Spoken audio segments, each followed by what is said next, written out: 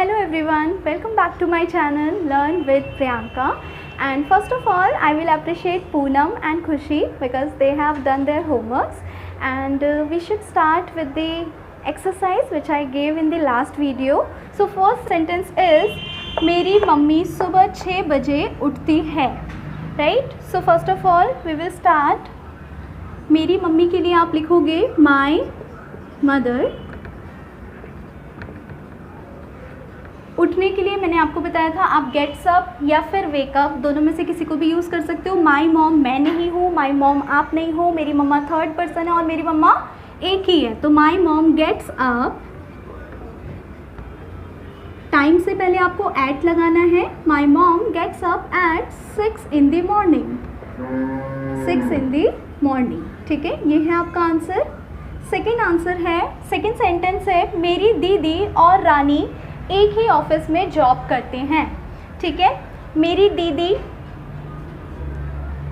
दीदी जो है आप इसके लिए माई सिस्टर भी लिख सकते हो और माई एल्डर सिस्टर भी लिख सकते हो क्योंकि बड़ी दीदी के लिए जिसको आप दीदी बोल रहे हो डेट मीन्स कि वो बड़े हैं तो एल्डर आप लगा सकते हो. तो my elder sister and Rani. My elder sister and Rani. अब इसके बाद आपको वर्ब की फर्स्ट फॉर्म लगानी है. यहाँ पे लिखा है जॉब करते हैं तो जॉब करने की इंग्लिश क्या बताई थी मैंने? वर्क. ठीक है, जॉब कोई वर्ब नहीं होती, वो नाउन होता है तो यहाँ पे हम वर्क का यूज़ करेंगे. एंड क्योंकि ये प्लूरल नाउन है तो एस या ई एस नहीं ऐड करेंगे. ठीक है, ऑफिस में तो इन लगाएंगे. अब एक ही ऑफिस, एक की इंग्लिश वन नहीं लगाएंगे यहाँ पे क्योंकि ही साथ में लगा है जिसका सेंस आ रहा है कि वो एक ही ऑफिस यानी कि सेम ऑफिस में काम करते हैं. तो my elder sister and Rani work in the same office. ठीक है, नेक्स्ट सेंटेंस है हम लोग मेहनत करते हैं.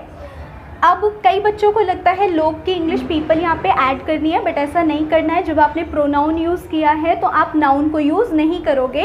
आप प्रोनाउन का यूज़ तभी करते हो जब आपको नाउन को रिप्लेस करना है. फॉर एग्जांपल मैं अपने आप को प्रियंका ना बोलकर आई बोलती हूँ तो आई क्या है? प्रोनाउन है. प्रियंका को रिप्लेस करने के लिए मैंने आई वर्ड का यूज़ किया है. तो यहाँ पे वी हम लगा रहे हैं तो नाउन हम यूज़ नहीं करेंगे. ठीक है, हम लोग पूरा जो है वी में ही आ जाएगा. अब मेहनत करते हैं, करने की इंग्लिश क्या है?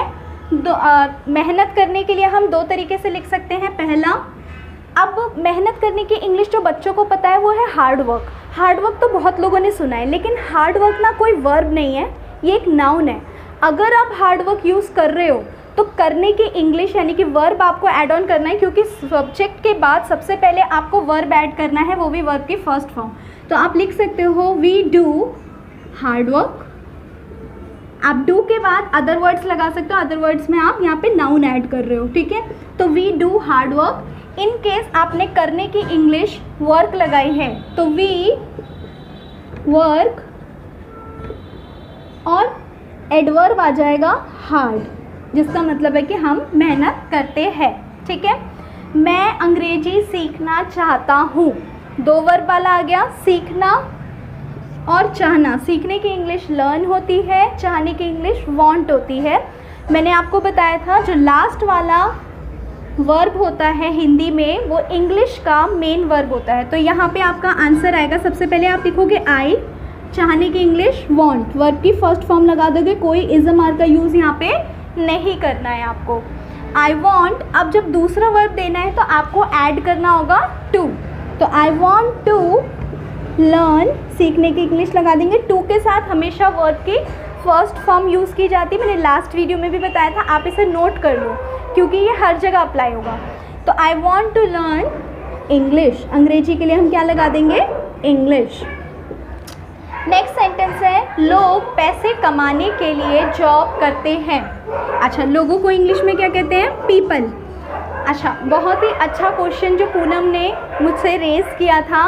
पूनम को लग रहा था पीपल का प्लूरल जो है वो पीपल्स होता है लेकिन पीपल खुद में प्लूरल है गाइस. पीपल का सिंगुलर नाउन पर्सन होता है. ठीक है, पीपल का सिंगुलर नाउन पर्सन है यानी कि एक इंसान है तो आप उसे पर्सन बोलोगे, अ पर्सन. ठीक है, और ज़्यादा लोग हैं, दो या दो से ज़्यादा लोग, तो वो पीपल आ जाएगा. पीपल में कोई एस नहीं लगाओगे, पीपल खुद में प्लूरल है. और पीपल जो है वो बाय डिफ़ॉल्ट आई नहीं है, यू नहीं है, वो कोई थर्ड पर्सन है, लेकिन प्लूरल नाउन है, ठीक है। प्लूरल नाउन में एस या ई एस हम नहीं लगाते। तो सबसे पहले पीपल। अच्छा, और इसका प्रोनाउंसिएशन पीपल है guys. There are so many students they use people, people, तो थोड़ा सा उसका ध्यान रखना। इसका प्रोनाउंसिएशन पीपल है, जो पीपल का पेड़ होता है, ठीक है, पीपल।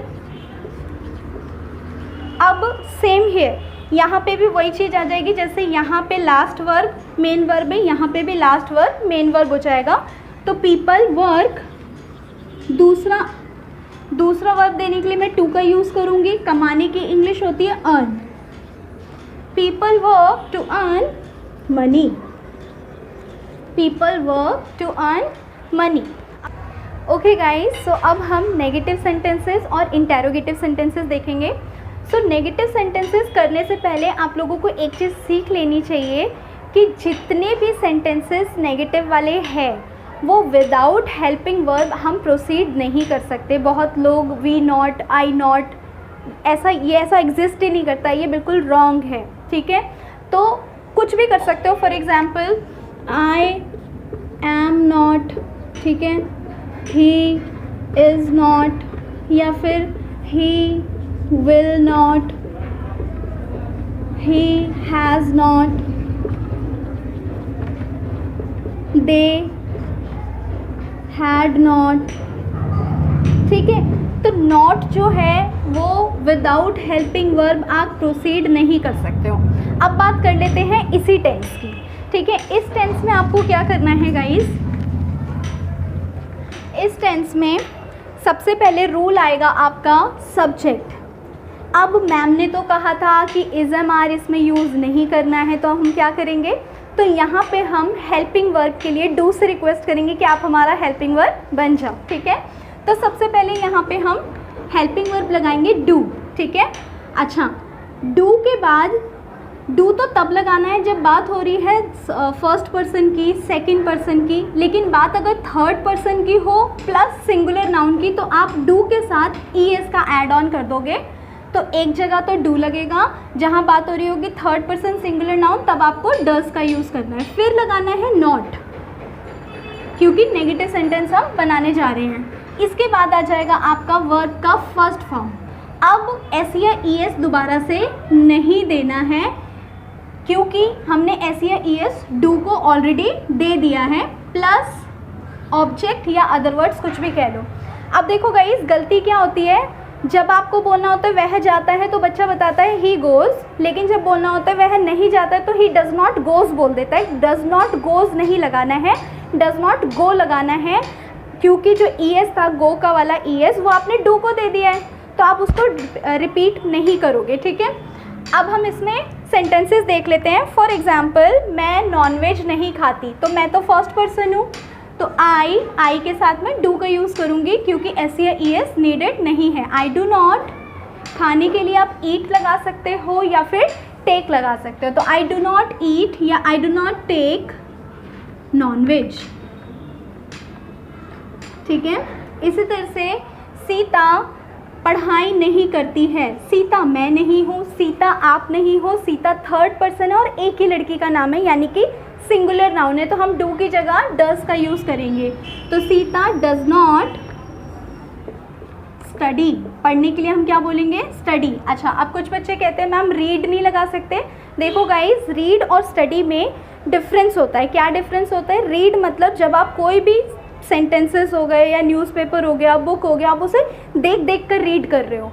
लेकिन जब बात आ जाती है स्टडी, अगर वर्ड स्टडी की बात करो तो ये थोड़ा सा वाइड वर्ड है। वाई, क्योंकि इसमें आपका लर्निंग भी आता है, राइटिंग भी आता है।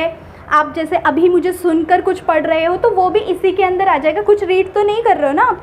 तो यहाँ पे जब भी कोई बच्चा स्कूल में पढ़ता है, इस तरह के सेंटेंस आते हैं, तो आपको स्टडी का यूज़ करना है, ना कि रीड का, ठीक है। तो सीता डज नॉट स्टडी, ठीक है। मेरी मम्मी मुझे बाहर जाने नहीं देती, तो माई मॉम या माई मदर। अब मेरी मम्मी बाहर जाने नहीं देती, यहाँ देने की इंग्लिश गिव नहीं आएगी, क्योंकि यहाँ पे देने वाला सेंस जो है वो अलाउ वाले सेंस में है, यानी कि वो इजाज़त नहीं देती, बट हम वो हिंदी में बोलते नहीं हैं और बच्चा एक एक चीज़ को अगर ट्रांसलेट करने लगता है तो वहीं पे गड़बड़ हो जाती। तो आपको ध्यान रखना है, देने की इंग्लिश आप गिव नहीं लगा देना। मेरी मम्मी मुझे बाहर जाने नहीं देती, अब देती से ख़त्म हुआ तो वही मेन वर्ब है, तो माई मदर सबसे पहले डज़ नॉट लगा देंगे क्योंकि मेरी मम्मा थर्ड पर्सन सिंगुलर नाउन है। माई मदर डज़ नॉट अलाउ, ठीक है, मेरी मम्मा नहीं देती, यहाँ तक हमने कर दिया, किसको नहीं देती, मुझे नहीं देती, तो माई मदर डज़ नॉट अलाउ मी, क्या करने नहीं देती, बाहर जाने नहीं देती।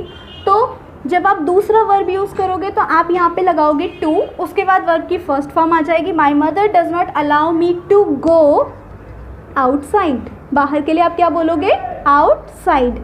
अच्छा, गो के बाद अगर कोई डेस्टिनेशन का नाम लिख रहे हो तो आप टू लगा सकते हो, लेकिन गो के बाद अगर आउटसाइड, इनसाइड इसका यूज़ कर रहे हो तो कोई टू का यूज़ नहीं करेंगे, क्योंकि टू भी एक प्रीपोजिशन है, आउट भी प्रीपोजिशन है, इन भी प्रीपोजिशन है, हमें दो प्रीपोजिशन की नीड नहीं होती है। सेम वे हम लोग झगड़ा नहीं करते हैं, तो हम लोग के लिए अगेन आप पीपल का यूज़ नहीं करोगे, वी डू नॉट फाइट, ठीक है। इसी तरह से मेरे पिताजी स्मोकिंग नहीं करते हैं, तो माई फादर, मेरे पिताजी मैं नहीं हूँ, मेरे पिताजी आप नहीं हो, मेरे पिताजी थर्ड पर्सन है और एक ही पर्सन है, ठीक है। तो my father does not, do की जगह हम यहाँ डज़ का यूज़ करेंगे क्योंकि थर्ड पर्सन सिंगुलर नाउन की बात हो रही है, तो माई फादर डज़ नॉट, और स्मोक करने को मतलब स्मोक ही इसका वर्ब का फर्स्ट फॉर्म होता है, आईएनजी मत लगा देना क्योंकि आपने सिर्फ आईएनजी सुना हुआ है, ठीक है, तो यहाँ पे इस चीज़ का ध्यान रखना है। तो my father does not smoke, इस तरीके से आप सेंटेंसेस बनाओगे। ओके गाइज, अब हम स्टार्ट करते हैं इंटेरोगेटिव सेंटेंसेस। अब इंटेरोगेटिव सेंटेंसेस करने से पहले आपको पता होना चाहिए there are two kind of interrogative sentences. First, where we get the answer in yes or no, and second, where we get the answer according to the question. For example, क्या तुम खाते हो, सेकंड है तुम क्या खाते हो। ये दो सेंटेंसेस है, क्या दोनों में फ़र्क नहीं है? जब मैं कह रही हूँ क्या तुम खाते हो, क्या तुम खाते हो, तो ऐसा पूछ रहे हैं कि जो भी मेरे पास प्रोडक्ट अभी पड़ा हुआ है क्या तुम खाते हो, तो सामने वाला आंसर करेगा, अगर वो खाता होगा तो ही विल से येस और नहीं खाता होगा तो ही विल से नो, ठीक है। लेकिन अगर मैं बोलूँ तुम क्या खाते हो, तुम क्या खाते हो, तब क्या आंसर येस और नो में कर सकते हो।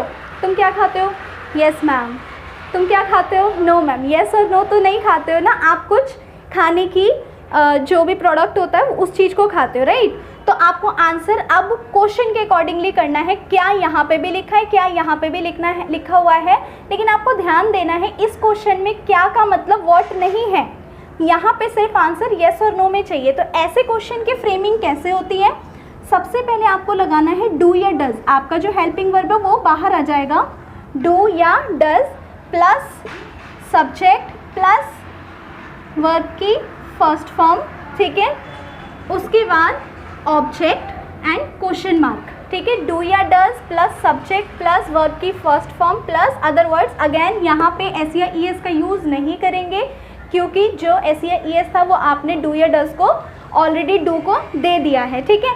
अब बात कर लेते हैं इसका ट्रांसलेशन कैसे होगा। तुम जो है वो सेकंड पर्सन है तो डज का यूज़ नहीं होगा, डू का यूज़ करेंगे। तो डू सब्जेक्ट है यू, वर्ब की फर्स्ट फॉर्म खाने को बोलेंगे ईट, ऑब्जेक्ट तो अवेलेबल नहीं है तो क्वेश्चन मार्क लगा सकते हो, तो डू यू ईट। अब अगर हमें इसी में क्वेश्चन ऐड करना है यानी कि क्या लगाना है, क्या की इंग्लिश वर्ड होती है, तो डू डज कहीं पर भी गायब नहीं होगा, उसी के आगे WH फैमिली ऐड ऑन हो जाएगी। WH फैमिली क्या होती है, हम जितने भी क्वेश्चन बोलते हैं गाइस या तो वो W से स्टार्ट होता है या H से होता है, जनरली ऐसा होता है।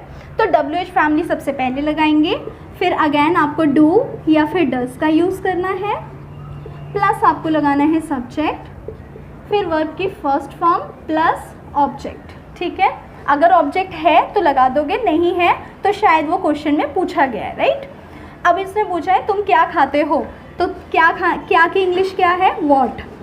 वॉट, फिर यहाँ से डू या डज में से क्या लेंगे, तुम के लिए डू लेंगे, what do you eat, what do you ईट। क्या तुम खाते हो, तो डू यू ईट, और तुम क्या खाते हो, तो व्हाट डू यू ईट। इसी तरह से तुम कहाँ जॉब करते हो, तुम कहाँ जॉब करते हो, तो वेयर, WH फैमिली से वेयर आ गया क्योंकि कहाँ के लिए वेयर बोलेंगे। तुम के लिए अगेन डू आएगा, डू के बाद सब्जेक्ट आना चाहिए तो वो यू है, और उसके बाद वर्ब की फर्स्ट फॉर्म जॉब करने के लिए हम क्या बोलेंगे, वर्क। तो where do you work, where do you work, ठीक है। नेक्स्ट सेंटेंस है रानी पढ़ाई क्यों नहीं करती है, रानी पढ़ाई क्यों नहीं करती है। अब एक चीज़ और सीख लो, in case interrogative negative sentence होता है तो नॉट कहाँ पे आता है, सब्जेक्ट के बाद। नॉट कहाँ पे आता है, सब्जेक्ट के बाद। तो सेंटेंस बनाते हैं, रानी पढ़ाई क्यों नहीं करती है, तो वाई, सबसे पहले वाई लगाएंगे, क्यों की इंग्लिश हो गई वाई। रानी मैं नहीं हूँ, रानी आप नहीं हो, रानी थर्ड पर्सन है और एक ही लड़की का नाम है, तो why does Rani not, subject के बाद नॉट, मैंने बताया ना सब्जेक्ट के बाद नॉट, तो why does Rani not study, ठीक है। कॉन्ट्रैक्शन अभी आप यूज़ मत करो, इनिशियली आप इसको अभी ऐसे देख लो, बाद में हम कॉन्ट्रैक्शन यूज़ करेंगे। कॉन्ट्रैक्शन मतलब होता है डू नॉट का कॉम्बिनेशन डोंट, डज नॉट का कॉम्बिनेशन डजेंट, ठीक है। तो ये जो कॉम्बिनेशन आप बना देते हो दो वर्ड्स को जोड़ के, उन्हें कॉन्ट्रैक्शन बोलते हैं। बट अभी आप कॉन्ट्रैक्शन रहने दो, पहले आप इन कॉन्सेप्ट को क्लियर कर लो, then we will discuss that also, ठीक है। तो अभी आपको कैसे करना है, what do you eat, where do you work, why does Rani not study. इसी तरह से कोई और सेंटेंस ले लेते हैं, जैसे वो तुमसे बात क्यों नहीं करता है, वाई, ठीक है। वो बात नहीं करता, तो सब्जेक्ट तो वो है, तुमसे तो वो करता है, तुम तो ऑब्जेक्ट हो, तो तुम नहीं आएगा, तो वाई, वो जो है वो मैं नहीं हूँ, वो तुम नहीं हो, वो थर्ड पर्सन सिंगुलर नाउन है, इसलिए मैंने डज लगा दिया, तो वाई डज। अब वो नहीं करता है यानी कि लड़का है, तो why does he not talk to you. Talk बात करने के लिए बोलेंगे, और जब भी टॉक लगाते हैं और ऑब्जेक्ट ऐड ऑन करते हैं तो टू लगाना पड़ता है, तो why does he not talk to you, वो तुमसे बात क्यों नहीं करता या करता है, एक ही बात है, ठीक है। क्लियर हो गया। तो इस तरीके से क्वेश्चन आएंगे। अब जो है मैं इसको यहीं पे एंड कर रही हूँ, एंड आपको सेम एक्सरसाइज प्रोवाइड कर रही हूँ नेगेटिव और इंटेरोगेटिव सेंटेंसेस के, आपको उसको करके दिखाना है।